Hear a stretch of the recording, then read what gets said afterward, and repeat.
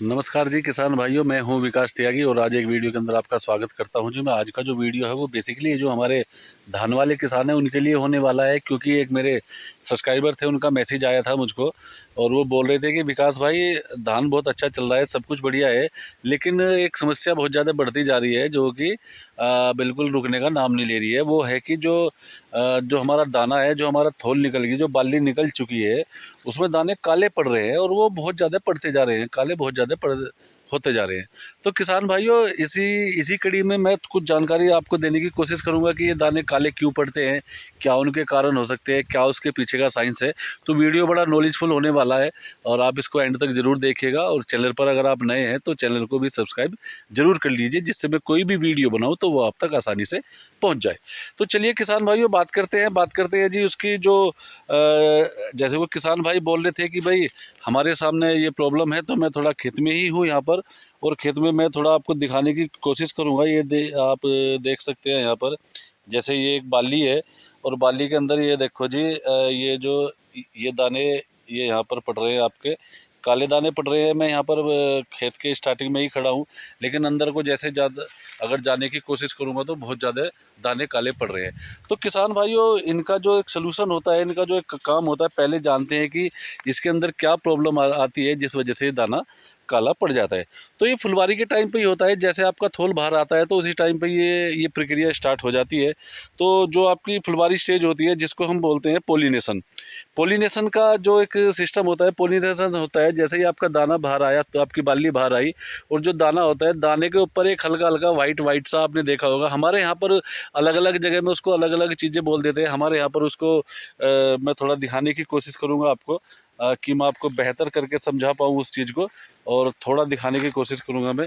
यहाँ पर आप देख सकते हैं किसान भाइयों, ये कुछ चीज़ें हैं। ये जैसे आप यहाँ बाली पर देख रहे हैं, ये वाइट वाइट सा लगा हुआ है। अगर ये अपने आप टूट के नीचे गिर जाए तो एक अच्छा हो जाता है, बट अगर हवा के माध्यम से ज़्यादा टूट गया, हवा से तो कोई प्रॉब्लम ज़्यादा होती नहीं है, लेकिन अगर बरसात बहुत तेज़ आ गई, इस बार क्या हुआ, इस बार औसत से ज़्यादा बरसात हुई, तो जो हमारे धान वाले खेत थे वो निसरने चालू होते थे, तो बरसातें पड़नी चालू हो जाती थी। तो ये भी एक बहुत बड़ा कारण बन जाता है कि ये समय से पहले अपने आप टूट के गिर जाता है, और जहाँ से टूट के दाने पर से ये अलग हुआ वहीं पे ही ब्लैक स्पॉट आ जाता है।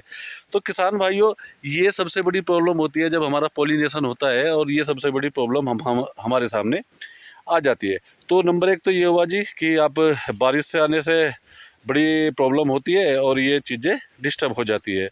इसका जो इलाज है, किसान भाइयों, मैं आपको बता दूं, एक एक कारण और भी है, इलाज के बारे में बात करेंगे। एक दूसरा कारण है, एक मक्खी टाइप होती है, मच्छर टाइप होते हैं वो, और वो आपकी बाली पर बैठ जाते हैं जब दूध बनता है, यानी कि आपके दाने के अंदर जब दूध बनना स्टार्टिंग होती है तो वो उस पर बैठ जाते हैं और वो उस पर डंक मारते हैं, तो वो जो दूध है वो उसका ख़त्म हो जाता है, यानी उसको चूस लेते हैं, और वो फिर जो दाना है उसमें दाना नहीं बन पाता, जो आपका बाली है उसमें दाना नहीं बन पाता, और वो डिस्टर्ब ही हो जाता है और वो काला पड़ जाता है।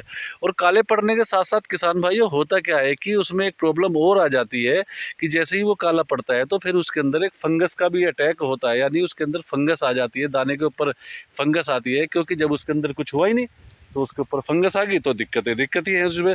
तो जैसे ही फंगस आई है तो पेनिनिमा ब्लाइट बोलते हैं उसको हम, और ब्लाइट्स के एक नियम होता है, फंगस का एक सीरीज है, पेनिनिमा ब्लाइट बोलते हैं उसको हम।